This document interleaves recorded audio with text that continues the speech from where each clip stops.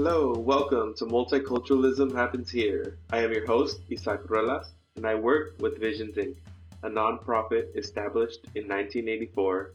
We are a catalyst for a more equitable world where differences are valued and used for the benefit of all. Our goal is to be a resource to the people that are working hard every day to bring diversity and inclusion into their workplaces, churches, governments, and schools. Believing that the multiculturalism process of change can be a part of your journey in the success of a more equitable and inclusive tomorrow. Welcome back. Multiculturalism happens here. I am Ruelas. I'm so excited to bring y'all another episode. Things are getting out of control over here. And with that, you know what's important when things are getting out of control? Self-care. And so today I'm talking with Jamila Batts-Capitman, and we're talking about self-care. We start the conversation off talking about morning routines, and then we get into some of the barriers to having a healthy self-care routine. We talk a little bit about manifesting some of those things that we might believe are out of our reach. We get into how self care can be a part of the multiculturalism work that we do, and want to emphasize that self care is also and always definitely going to therapy and seeing your doctor. We get into food as self care and how we can build community to support each other as we build self care routines, perspectives around our food, and how, of course, I'll say it again, self care is anti oppression work. Let's get into it.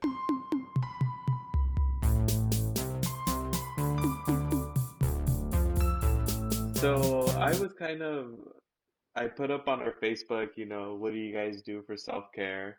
And I got a couple replies. Um, and it was cool. Some people just put, oh, I just like to watch TV and just Mm, chill out and not think about anything. And it was like, oh, I hate to admit it, but I love to just they have their TV shows that they like, and that's like their self-care. So I thought that was cool because I'm like, I can definitely relate to that. I'm more of a YouTube person, so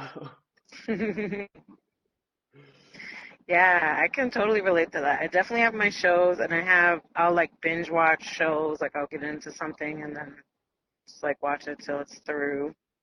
Um, I've noticed though, like, when I was growing up, my parents would always be like, "Oh, TV, like, rots your brain. Like, you shouldn't be watching so much TV." So I try to like be mindful of how much TV I watch, and I have noticed the difference between the way that I feel if I spend like a whole Sunday reading versus if I spend a whole Sunday watching TV. And I actually do I feel a little different. I feel like it's like a different vibration that I have when I do that. But I do watch TV for self-care, definitely. yeah, yeah. No, and then I one of the things that I wrote, well, it was funny. I just replied to a couple of people like, oh, well, we always say no blaming, shaming, or attacking self or others. Um, so more power to you. Um, and I thought it was really cool for me to just think about. And one of the things that came up for me were morning routines. And so I was mm. wondering if you have a morning routine. Whew, so that's a good one. That's interesting. So right now, given that I'm doing this raw vegan like cleanse, which is definitely a piece of self-care, um, Yeah. my morning routine is like all about what I'm like ingesting and consuming. So I drink 32 ounces of juice and then 64 ounces of water before noon. So I spend some time in the morning like juicing, which actually ends up taking more time than Yeah, it one does. might imagine, Mm-hmm. like cutting up the fruit and juicing and cleaning the juicer. So that's Cleaning the been a part of juicer my. takes forever. It's a serious undertaking to do this juicing thing. Um, But so I'm gonna be honest, I feel like self-care is something that like I have phases where I'm like really, really doing well with it.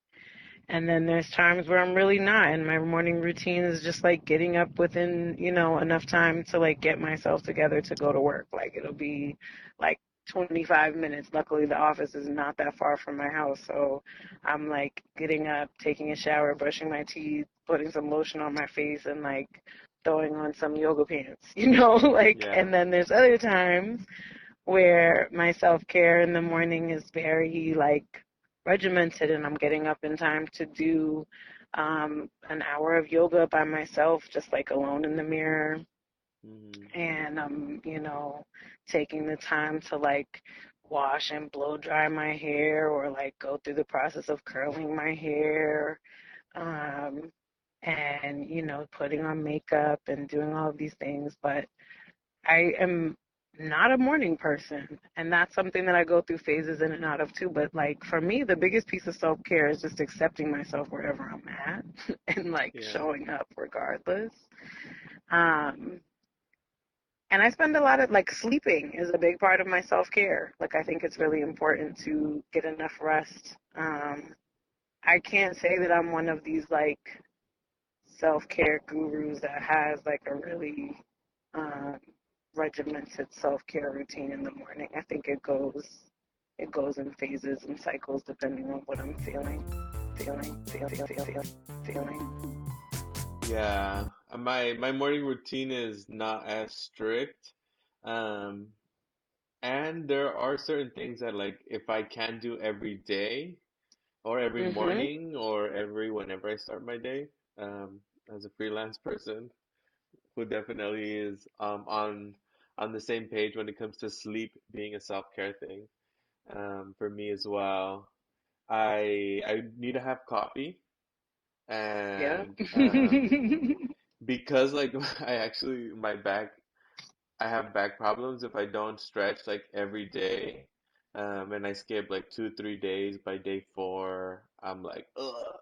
So I usually try not to to skip a day, even if it's just 10 minutes of like stretching. And it's basically doing like yoga stretching that I've learned Mm. from different classes where I talked to the teacher. I got there early and I said, "Oh, I have, back problems, lower back problems." And they were like nice enough to work with me during the sessions and teach me about different things I could do to like YouTube videos. But I need the coffee no matter what. And then the stretching really sets me up. Um, and every time that I do it, I'm like, oh, this is so good. As soon as like I get on the mat, um, even when I'm like, oh, do I really have time? And is it worth it? Does 10 minutes really matter? Um, Mm. as soon as I get on the mat and like I put, have my face down, I'm just like, oh, thank God that I try to get myself to do this, and that really my back, makes me, because I feel the difference if I'm not doing it. Yeah. I think it's just for me, it's about like my mental state in the morning, like, and I have a practice of journaling, and I try to journal when I first Mm, get out of bed. If I'm like giving myself time to do something extra in the morning, it's gonna be journaling. That's the one thing that I'm like really into doing. I like to wake up and give myself time to just like kind of lay there and like feel whatever I'm feeling and check in with my emotions. And I like to do like a brain dump journal in the morning. And it's mm. interesting when you said like morning routine. I wasn't even thinking about this. Like it is definitely a part of my regular activity every day, almost so much to the point that it's like I don't think about it anymore. But I got it from a book called The Artist's Way, Oh which yeah. is yeah, it's like it's been a very powerful practice of just you get up and the first thing you do before you get out of bed is fill 3 pages with just whatever is in your mind. So it could be like what you dreamed about or what you're feeling, or it could just be like observations of what's happening around you in that moment. But that is a practice that that I feel off when I don't do it. Like that is something that has become very regular for me. And I also like to like read in the morning. Like if I give myself time to do things in the morning, it's usually like mental things. Like I'll lay in my bed, I'll do my writing, I'll take some time to read like a chapter of whatever novel I'm reading, and that really sets me up for the day. And I want to be someone who can exercise in the morning, but I tend to be someone who does like my yoga or going to the gym in the evening. I'm not like into a Hmm. whole bunch of movement when I first get out of bed in the morning. Well, you know what? Yeah, that makes me think of the other thing that like if I get to do, I'm gonna have a great day. And it's are you familiar with the show? It was on Netflix, One Day at a Time, I think it was called. I've heard of it, but I haven't seen it. Yeah, it's about a Latinx family. I don't remember exactly like the details of like the ethnicity of them, of the characters.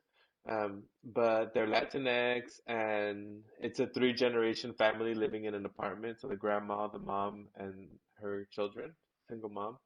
Um, and the grandma, they show a couple times her morning routine, and she like Mm. bumps music, like salsa music, and then like throws her door open and is just like dancing into the Mm. restroom where she like brushes her teeth dancing, and then she goes outside and like starts cooking where she's dancing, and just like I that's love it. 100% me.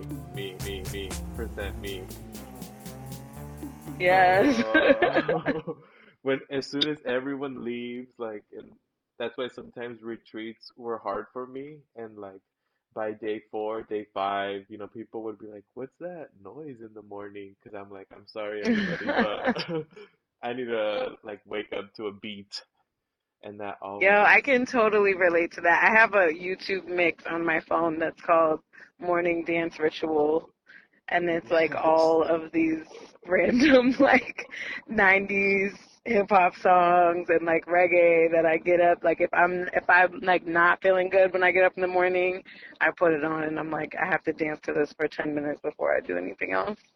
So Yeah. I can relate. Yeah, no, that's one of my favorite things for sure. Especially like if I'm doing energy work, I usually like within a day or two have to just do like a whole dancing thing in the morning. That's I can awesome.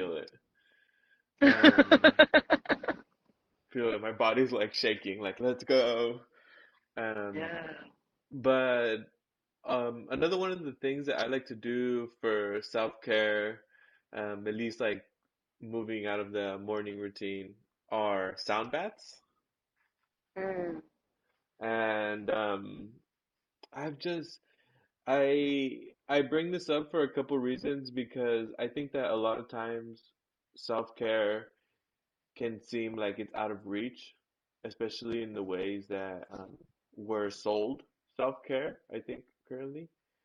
And sound baths are something that I was feeling called to like a couple years ago, but there weren't a lot and they were a little pricey. And and I didn't have the money, but I went to a couple of them and I was just like, man, it'd be nice if I could go like to a sound bath once a month. But I can't really Mm. afford to right now. And I just was like, you know what? I'm gonna manifest it and I'm gonna put it out there that I want to go to a sun bath once a month, and like I'm willing to work or barter, figure it out. But um, I right now I don't have the money to pay for it once a month. And like soon after that, I had found my teacher and she did sound baths, and um, I was bartering with her for helping her set up and tear down all the stuff and getting to go to two free sound baths a month under Wow. her. And like to this day, I get to go to a number of sound baths with different sound healers, and usually they're putting me on their guest list. Um, and I'm just saying that because I think that there are ways that we can work some of our magic in manifesting and staying in our power when it comes to really going for that self-care, whatever it is that it is that we know, oh, this would be such a great self-care, and maybe bought into the illusion that that's out of my reach. Yeah, that's true. Yeah, I love sound baths. I was blessed. I have a friend who has been learning about crystal bowls, and she's like developed a collection of crystal bowls, and so she does sound baths pretty regularly, um, just to practice. So she lets me come and be a part of them. That's one of the experiences that I've had with sound bath healing. I love it.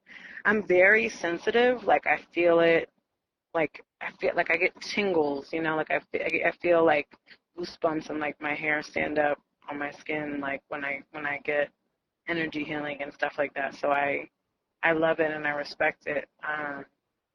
And I also um, I'm like, I know how deep it can be. It's like something very powerful. So I'm trying to like build a relationship with these different forms of energy healing mindfully because I think they're really powerful. Yeah. Powerful. And I know, like, it's from our last conversation, we were getting into spirituality, and some of this work around diversity, equity, inclusion, oppression, liberation, and how, important self-care is, especially when we're doing that kind of work. Are there um, any kind of self-care that you do after or during like this kind of work? I know for me, I'm usually smudging as much as I Mm. can, um, with burning sage and Palo Santo, um, Yeah, I after the do. process, but yeah. Yeah, I think that's a great question. I have a practice of taking some time, intentional time to like rerun whatever happened in my mind, like to replay the workshop in my mind and like just kind of watch almost like the film in my mind of what just happened, and let myself feel whatever I feel. I think sometimes going through the process as the facilitator, it can go by so fast, Ah. and emotions that I might have, I don't want to express, or I don't get the opportunity to express fully because I'm in the role of a facilitator. So I'll take a minute and just kind of acknowledge what has come up for me throughout the workshop and just like give space to it. Um, that's something that I've started doing, and also like giving gratitude to myself or to the participants, um, because sometimes some really, really deep and personal things can come up. So just like kind of taking a moment in myself to have reverence intentionally for whatever happened in the workshop and to like really think about who was there, and what was shared and all the stories that I got to be a part of. That's something that I've started doing in the past year or so. It's not something I always did. I used to just, it was work and then you get off work and go about your day, whatever, go have a drink, go, go, it's the Hmm. weekend, go do whatever I'm doing. And I've noticed that, um, if I don't think about the emotions that came up for me, if I don't give myself intentional time and space to process the experience of consulting and facilitating, that impacts um it impacts me regardless. So it's like I can be intentional about letting it impact me, or I can just act like it didn't happen. And I've come to reflect and be like, what does this mean for me to have had this experience? Like, what does this mean for me as a person? So that's something I've started doing as a practice. And just like self care in general, something that I want to say and like want to promote, Hmm. as a person who like does yoga and Reiki and spiritual work and energy healing. It's very important, I think, given that we are in a Western context, to get like therapy, like actual like talk therapy, Hmm. um, and like going to see a doctor and getting help in that way is something that I feel like is often advertised as like counter to the energy work or counter to the like Reiki and sound bath type healing. And I feel like the two things have to go hand in hand. Like it's really important for people of color and anybody who is in a community where um, therapy and all of that stuff is stigmatized to be encouraged to get therapy. Like even if you are getting the crystal healing and the herbs and all of that stuff, therapy was has been developing along with Western culture, and it addresses some of the things that we deal with in ways that are specific to the cultural context that we're in. So I think it's important for me as somebody who engages in like energy healing and the whole kind of spiritual conscious community to say I also really think that getting talk therapy is important and necessary for us to be whole. And I'm like, always seeing events where it's about self-care and wellness and healing, and they've got like a meditation teacher, and they've got someone who's doing tarot card readings, and they've got someone who's selling herbs, but they don't have a therapist, and they don't have like resources for actual like mental health care. And I feel like those two things have to work hand in hand in order for us to really heal the kinds of intergenerational trauma that we deal with. So anytime I have an opportunity to promote therapy, um, I would say I take it and go for it. Yeah, nice. Definitely like second that.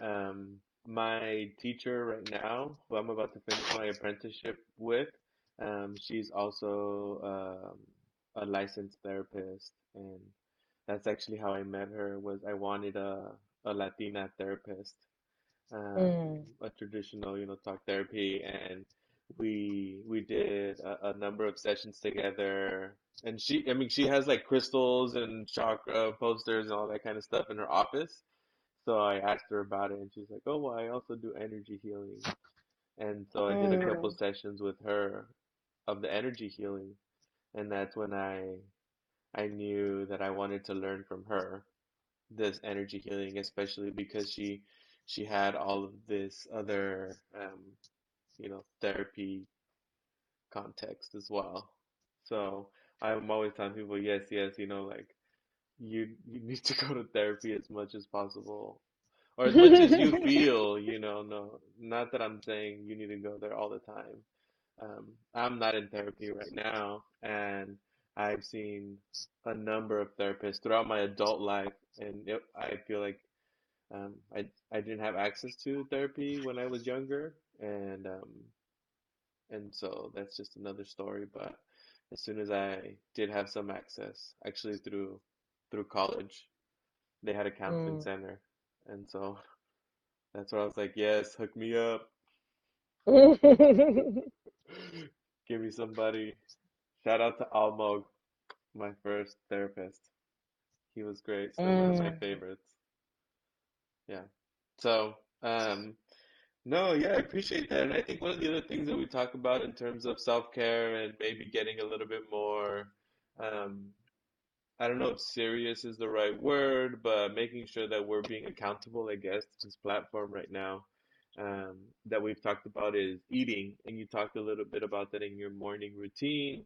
Um, but can you talk a little bit about like your relationship, how you see self-care and the relationship with food?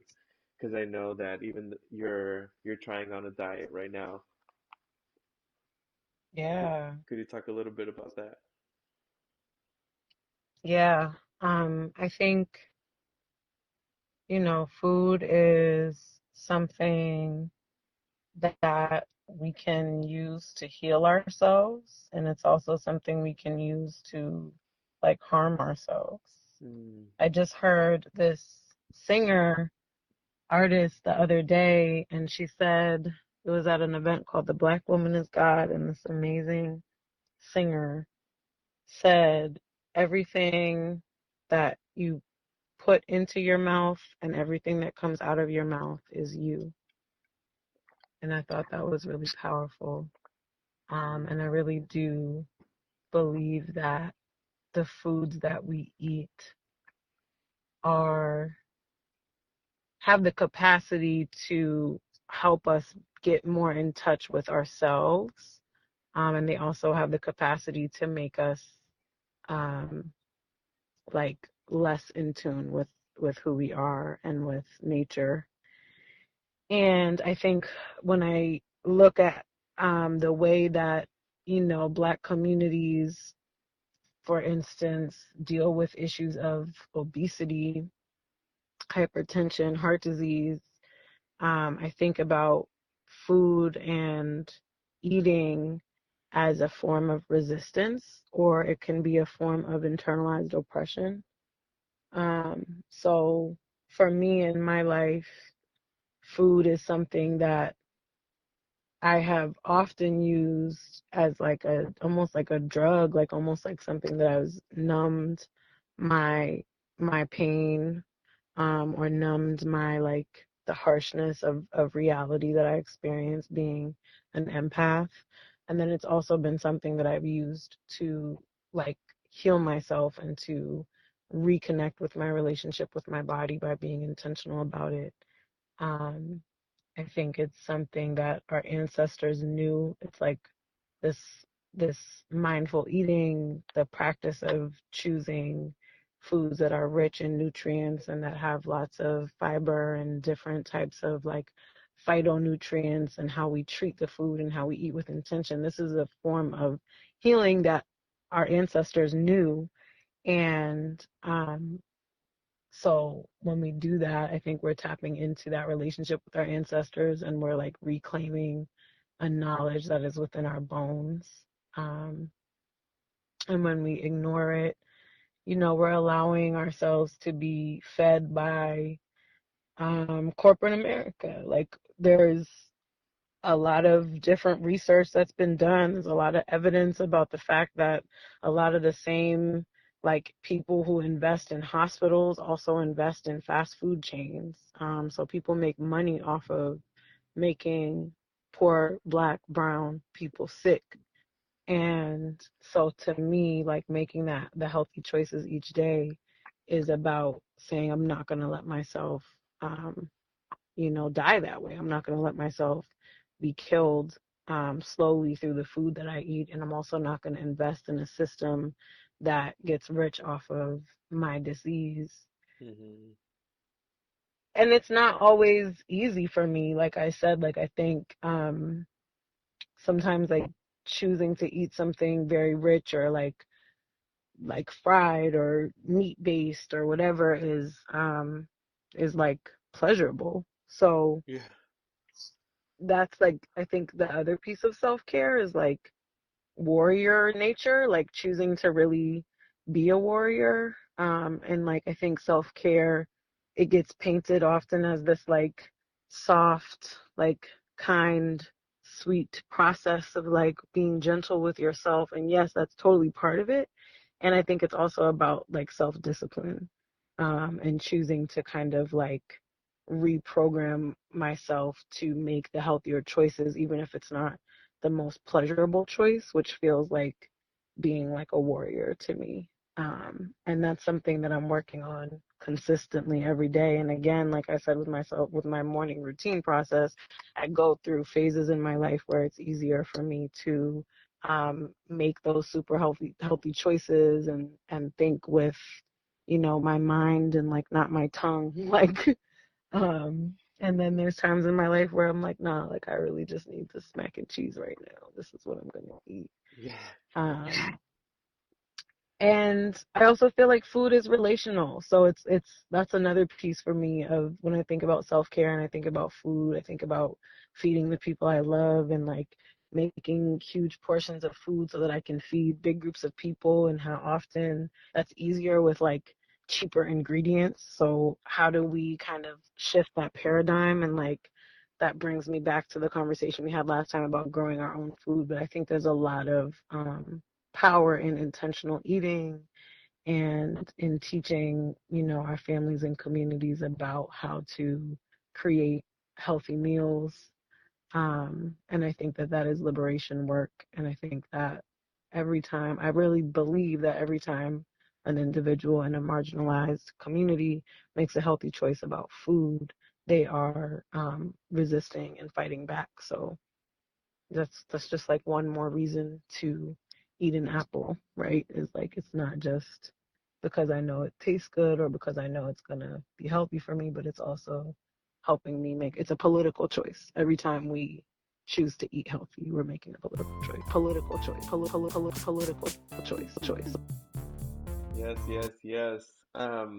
Oh man, I had like a lot of things kind of come up for me. Towards the end there, it was like the barriers, right? What are Mm, the barriers that we experience? And for me, one of the major things that came up was just this culture of like fast, and the kind of impacts that it has. And like one of the things that I think of is when you're living paycheck to paycheck, um, paying rent every month is like a killer. And mm, never having the time to slow down because with food, like one of the things that came up for me as you were talking and is this idea of slowing down and how that in itself is a healing process. Like for me, mm-hmm, when I get on the yoga mat, I feel time actually slow down. I don't feel like I'm being rushed, like rent is gonna come again in 30 days and actually I have to buy groceries and all the bills and my car is not wanting to turn on and all that mm, stuff and my parents are sick or whatever. um like that it's so countercultural to slow down and be mindful and get into that mindful eating. When you were mm, talking about our ancestors and that healing power, I think that that is very healing. And how many times do people get the opportunity to slow down, to actually practice mindful eating, mindful cooking, choosing the choosing the food, building a relationship with the ingredients before you eat them, mm, um, and how just the economics of it of this hurry don't allow for people to slow down, and that's also a part of the disease, is yeah. that people don't get to slow down and don't get to raise their vibrations and be in a healing state, um, for long enough to go back into the world and to have to deal with all the kinds of different toxicity that we have to deal with. Um, but then I really appreciated the conversation around the warrior and how Mm, it is going to be countercultural, it is going to be hard. And to a point, if you're a person of color or a woman or a queer person or a person with a differently abled body or mind, you're already having to deal with that kind of tension. And so how do we still like even make that harder decision because it is self-care, it is self-love, um, and it's sort of like really having to walk up the big hill a couple times a day to eat, right? When you can just like mm, go to the corner mm, and you really just have time to go to the corner because you got to go back to work and pay your bills. You actually don't have time to mm-hmm, walk up the hill and take that road. mm-hmm. And it's for me that piece of like how do we make the climbing the hill easier comes back to supporting each other. Like it really does feel like a liberation, kind of like I don't know, like community resistance movement has to happen around food in order Yeah. to make it easier. Like I've been in my community, I've been doing this thing of juicing, and I'll like invite people over when I know I'm gonna do a 5 day juice fast or a 5 day raw vegan cleanse where I drink a lot of juice. I'll invite people over and we'll all chip in for fruit. I'll buy a bunch of fruit for us and we'll juice for the next 3 days together. And it's like, a process. It's like a little juicing party. Oh my Um, gosh, I love that. Yeah. or like there was a period last summer where I was like promoting on Instagram, like I've got this kind of smoothie that I'm making. Like, I'll make a few more if there's people who want to come. Like, this is how much I'm charging for it. So you can just stop by my house. I'm right in the hood. There's no, Whole Foods near me, but I have Yeah. some good groceries that I bought this weekend that I'm making into smoothies. I'll share it with people. I've got a friend in Philadelphia who does urban farming, and whenever she has like an influx of vegetables, she'll ride around on her bicycle in the little, like, 10-block radius that she's in where the urban farm is, and drop off vegetables to people. We've got some urban farmers in Boston that anytime I've got an event coming up where I'm doing like a food demo around raw food, she'll chip in and give me a whole bunch of like pea greens and, different kinds of things. So I know that it's possible. It just takes like it's like you said, you have to manifest it. Like, it takes putting your attention. There's enough people moving in the direction of wanting to eat healthy and wanting to do this kind of like holistic lifestyle that if you put it out there, you can find ways to get support around how to eat well. And I really think it's worth it. I think it's that's the thing about, like, that would be my thing when we talk about TV, like, to bring it full circle. Like, the 30 minutes that I spend on Netflix is 30 minutes that I could put into finding resources around me, for food, for better food. So, like, Yeah. that's kind of like my encouragement, not a blame, shame, attack of anyone who's chilling out and watching TV as their self-care. And how can you take 15 to 30 minutes of that, like, downtime during self-care to do some, like, community work, even if it's just for yourself, around who around me can help me get some clean food to eat for the next few days. Yeah. And I Because it know, takes support. say it again. I was just saying, because it takes support to do it. Yeah, exactly. That's what I was thinking about. How I know a bunch of different people who at different times, do different cleanses or diets, and they always post it online and stuff. But I've never thought to like join them, or if I'm doing it, offering it up and really seeing, if there is a community of people who are interested in that. Um, and so I think it's cool to be able to use those platforms. Um, and just the community that you have to think about that differently. And I really appreciate you bringing that. Yeah. I appreciate getting an opportunity to talk about it and reflect on it. Because it all kind of happens really fast. And it's great when people call me and they're like, I want to do a cleanse. And then I'm like, you know what? I want to do one too. Let's do it together. And then I'm not like in control of it. I'm just participating in it and sharing this knowledge that I Yeah. have. I need to be on that level, man. Nobody's hitting me up for cleanses because I mean I don't do them as often. That's why. But I need to be doing more work around being mindful.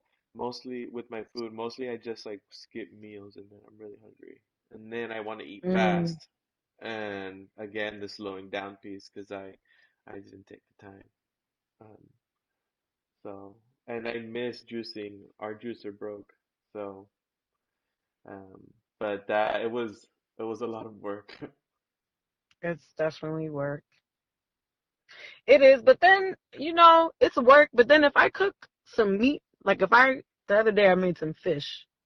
If I make some fish and really cook it nicely and season it up and let it cook, and it's a mess to clean up too. It's just like a different kind of mess. So I have to That's just true. slow down and just, like you said, it's all about slowing down, and that's really hard. Like, I know that I'm blessed to be able to make that time. Um, and I noticed that there's ways to support each other, because I've got friends who do this cleansing stuff with me who don't have the time. And so we'll juice everything on a Sunday. And we made enough juice for 3 days on a Sunday.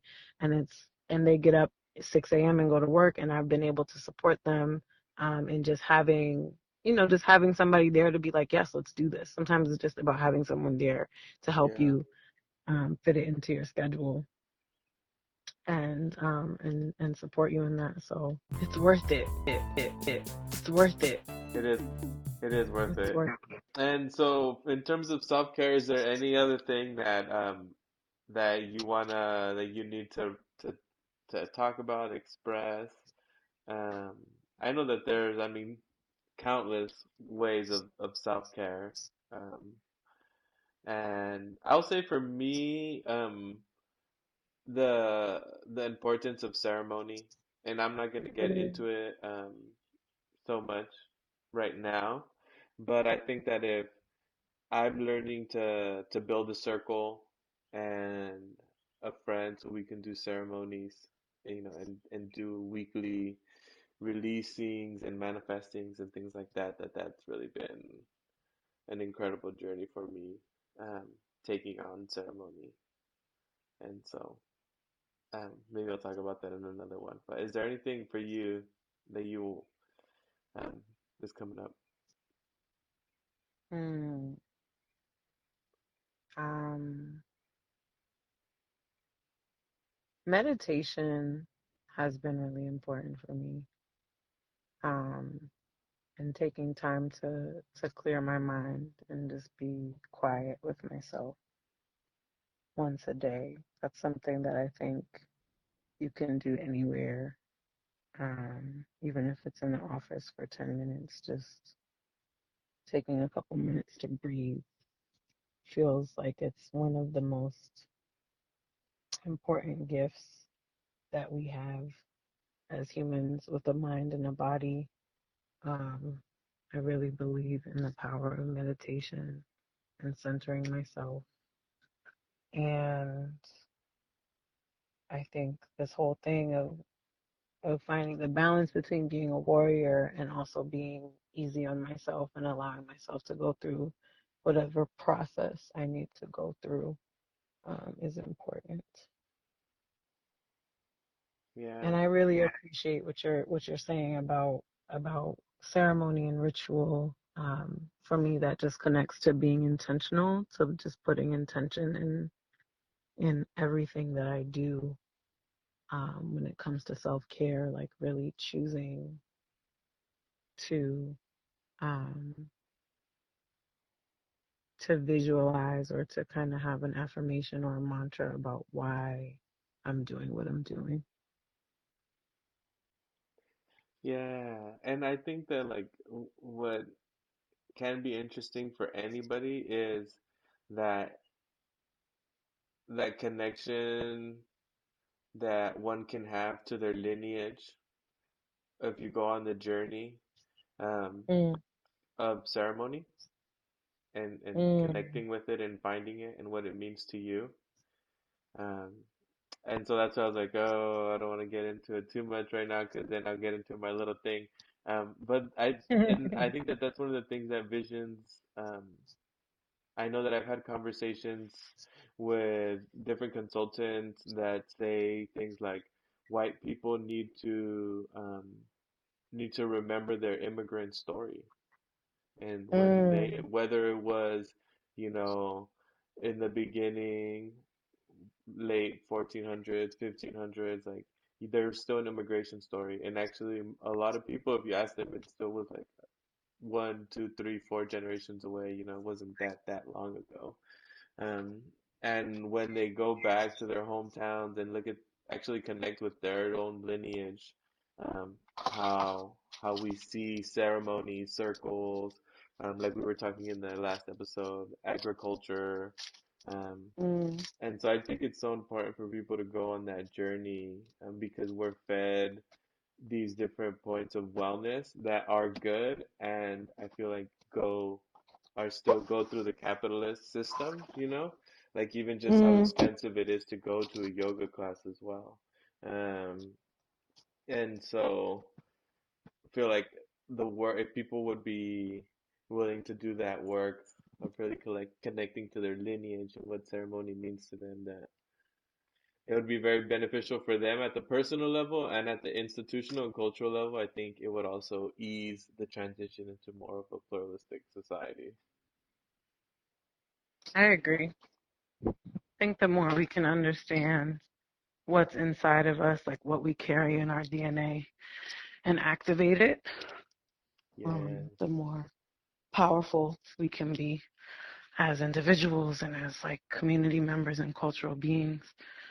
We each have knowledge and wisdom that comes from our lineage that we can activate through ritual and ceremony, that can take us to different heights of awareness and experience.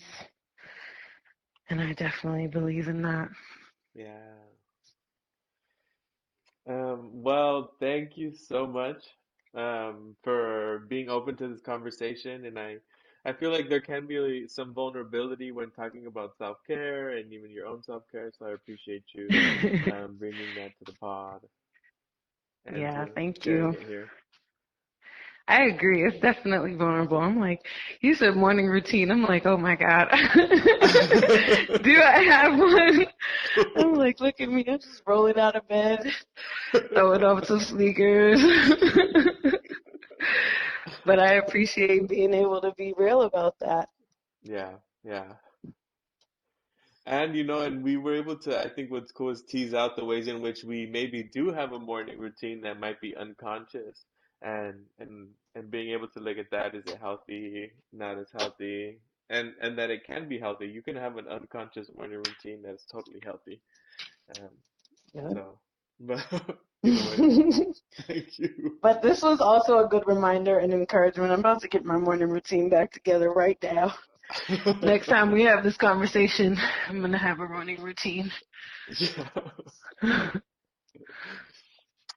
Yeah, so thank you once again. And Thank you.